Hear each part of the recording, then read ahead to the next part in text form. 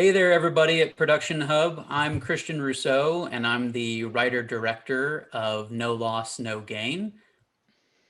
And I am John Sedlack. I was the director of photography for No Loss, No Gain.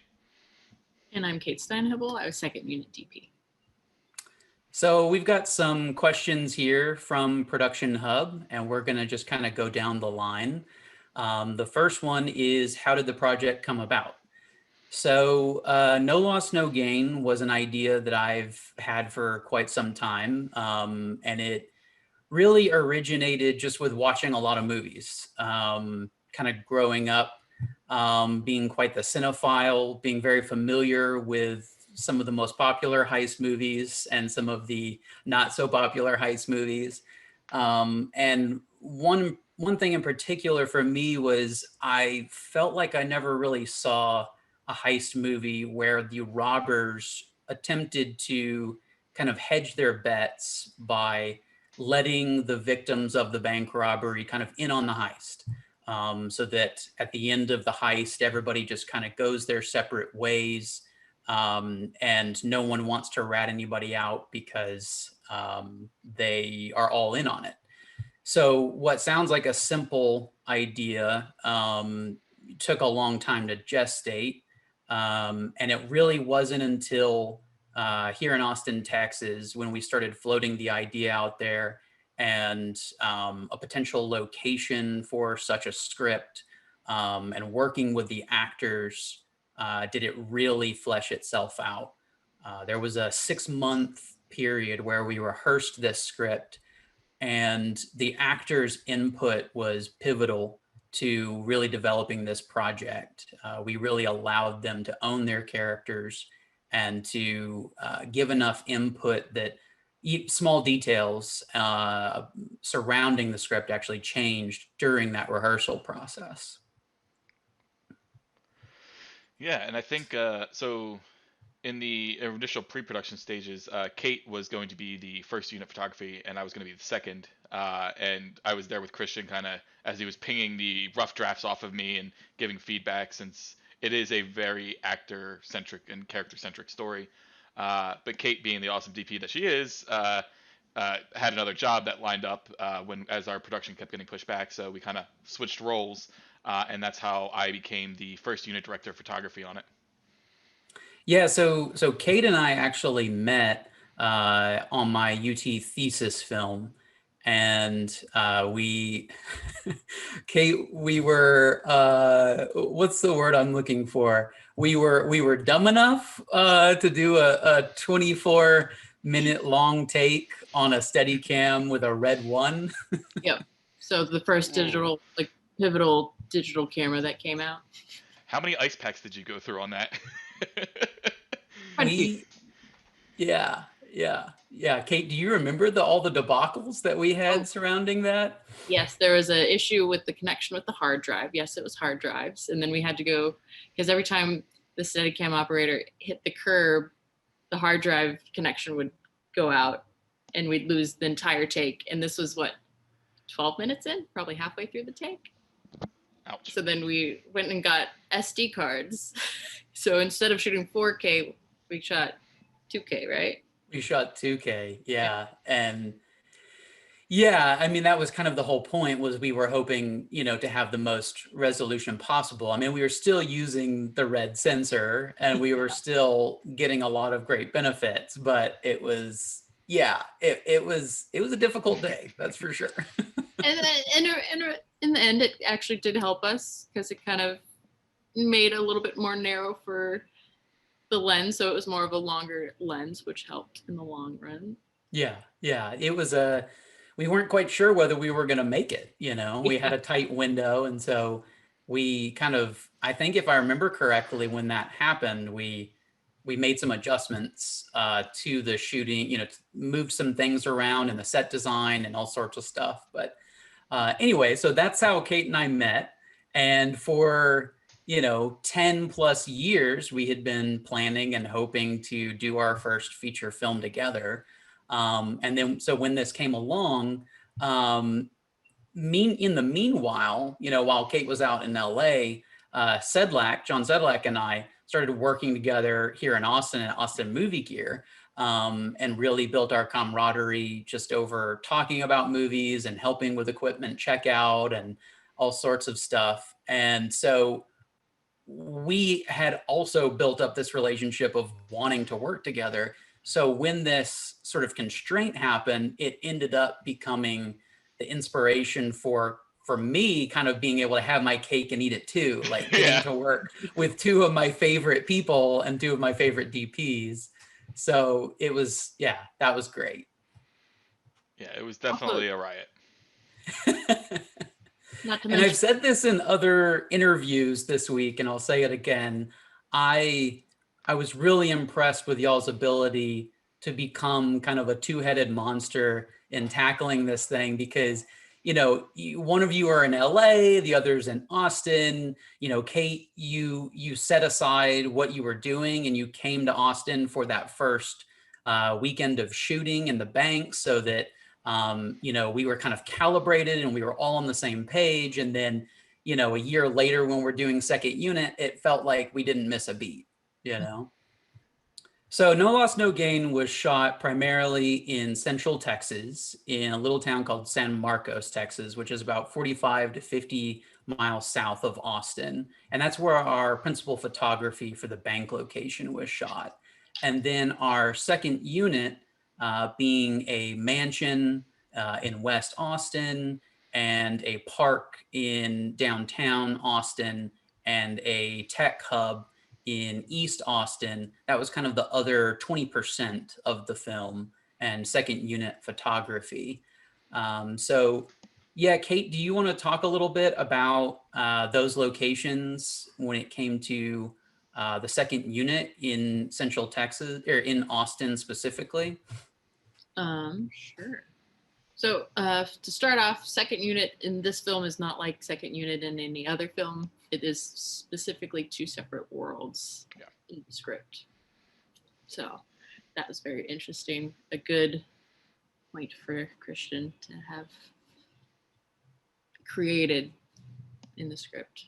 I guess the only constraint when it comes to the locations was at the mansion, we had one wall that was strictly just all windows. So it was very difficult to film and have a consistent look, but we were filming scenes that happened throughout the day of the heist. So it kind of helped in our favor that the lighting did change, but we also had to stay on it and be consistent and change with the ever-changing weather of Texas. So the first half of the day was all nothing but cloud cover, which helped in our favor because we had the morning sun. And then as it got super bright, the sun was already over the house and we didn't have any harsh direct shadows. Yeah. And unfortunately, with us being a super indie, film, this whole film was filmed in 15 days, so it was 12 days in the bank and then the 3 days for second unit. So unfortunately, Kate, what she's describing, she had to get everything for the mansion location all in one day. And so, not only were we running against the clock, but we had to make some major, we had to make some major script changes because it being our very first day with the second unit, there was just sort of that first day getting the jitters out and, kind of with everybody across the board. And so we started to lose light quicker than, we had anticipated. And so we basically rewrote a couple scenes on the fly by putting them in new locations within the house so that it would be more optimal in order to make our day. Well, also we had 16 pages, I think, to film day one, 16 or 18, something. Was it really? Yeah, it was a lot. Wait. I know that Sedlack and I covered a lot of pages around the table, but it was 6 or 8, not 16 or 18, I think it was right? 16, because there was a lot of conversation between the bank executive and his assistant.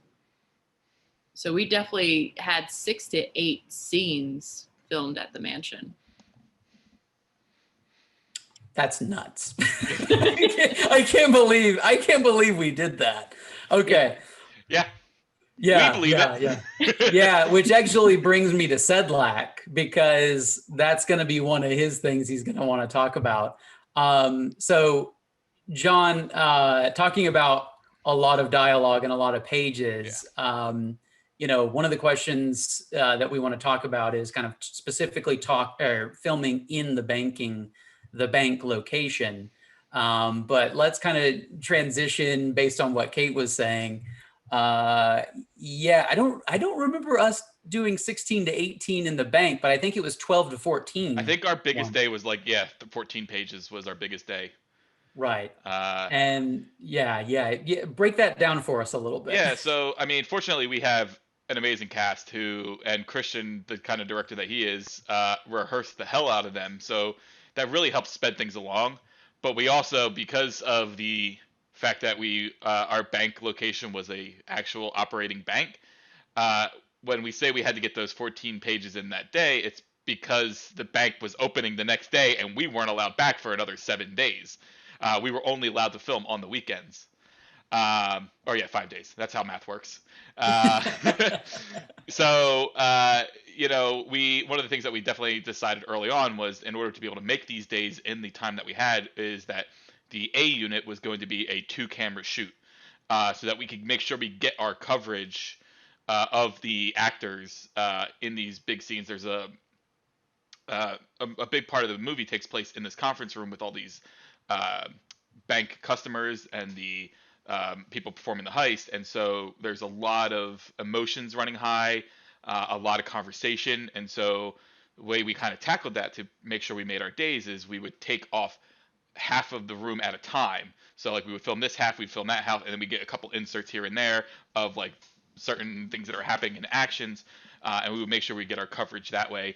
Someone's shooting wide, someone's shooting close, but we're always kind of getting the same side of the table. Occasionally we would do some cross shooting when a lot of, but definitely those bigger days where we had a lot of things going on, it was just easier for setups to make sure we had the time to get us both on the same side, filming and getting our coverage, and then flipping our world instead of going back and forth, back and forth.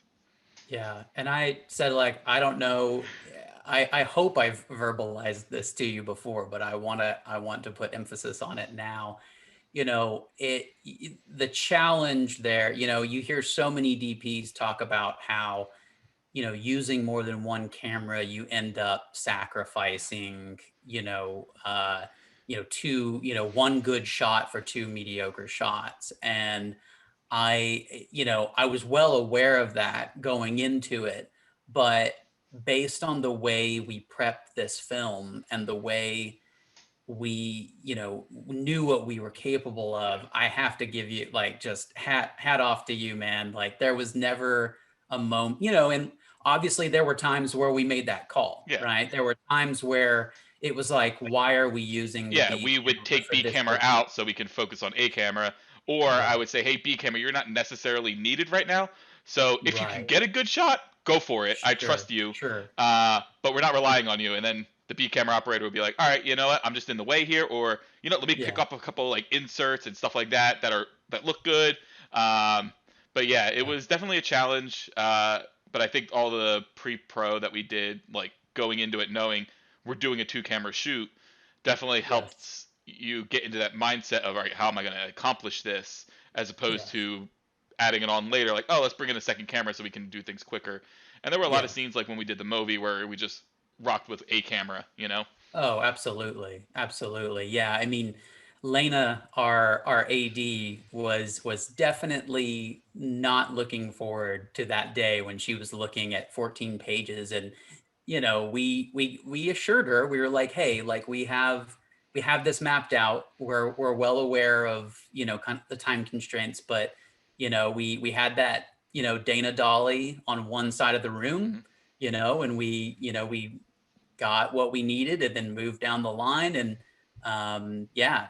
we were rocking and rolling. So it also helps that you and I are kind of really on the same page, so much so that we finish each other's sandwiches. Yeah, sandwiches. I was hoping you were going to say sentences so I could say sandwiches. Yeah. And Pre-COVID, we finished each other's sandwiches.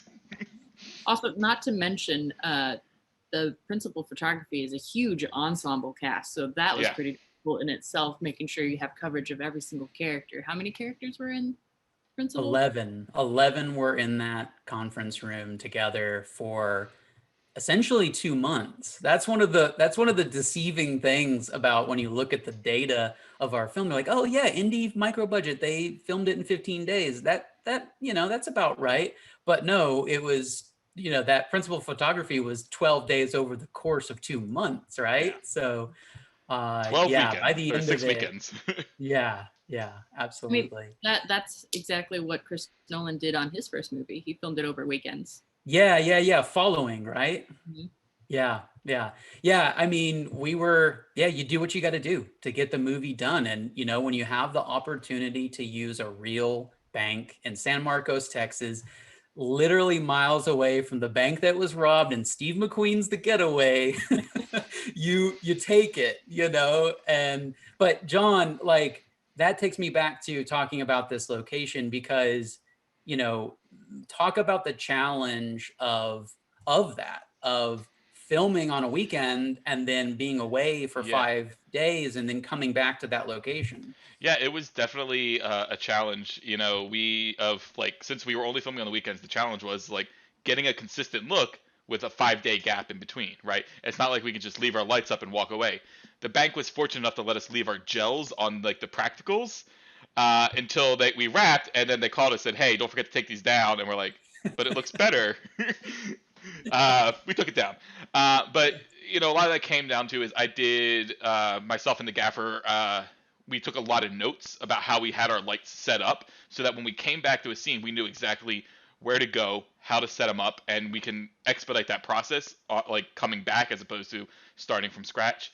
And another thing that we did to kind of help with the expedience of this is I would often send the gaffer, if we were filming in the lobby, I would send him to pre-light the break room or pre-light the conference room, and I would hang out with the key grip, and in that way, coming into that scene, all I had to do were just final tweaks. Because he and I had those conversations and those diagrams are like, all right, here's how we're feeling, here's how we kind of want it, and then once we get in there, final adjustments, and we're good to go, and that helps save a lot of time so we can make that 14-page day that I'll never forgive you for. Yeah. Yeah. And to kind of back up a little bit, talking about how the project came about and everything, and it's applicable to this conversation, part of the reason why you and I felt so confident about that 14-page day was not only the crew and the way we mapped out the way we wanted to shoot it, but like you said, we rehearsed this for 6 months. Yeah. We did a live theater presentation in order to kick off our fundraising campaign. And these actors, they were living the characters in a way that you don't have the benefit when the actor literally shows up on set and they're jumping right in and there's been no prep whatsoever. It's just, I can't remember who it was that said it, but it's really just been the way I've had to live my life on set. And that is that, you have to earn the right to improv, Right. and that's the case with every department. And I agree. It's like, if we haven't thought everything through with a camera, or if we haven't rehearsed things to a certain point, then we don't have a foundation to build off of. Yeah. Right? You have to know the notes as a musician in order to riff as a jazz musician. Yeah, I mean, and there was definitely times where you let me do a little bit of riffing with the lighting, and we did a couple of gags, or we did some like special like shots, like with like close up on a wide angle, where you let me kind of have carte blanche, because again, we had it so well rehearsed that all right, let's go ahead and try this really fun one. And it's like, ooh, I kind of like that. Let's expand upon this. Yes. And I would say, looking at the edit, my guess would be that probably somewhere between 40 and 50% of some of those things that we riffed on ended up in the final cut. So I still love that close up of Allie in the parking lot with the wide angle, and it's one of my favorite shots.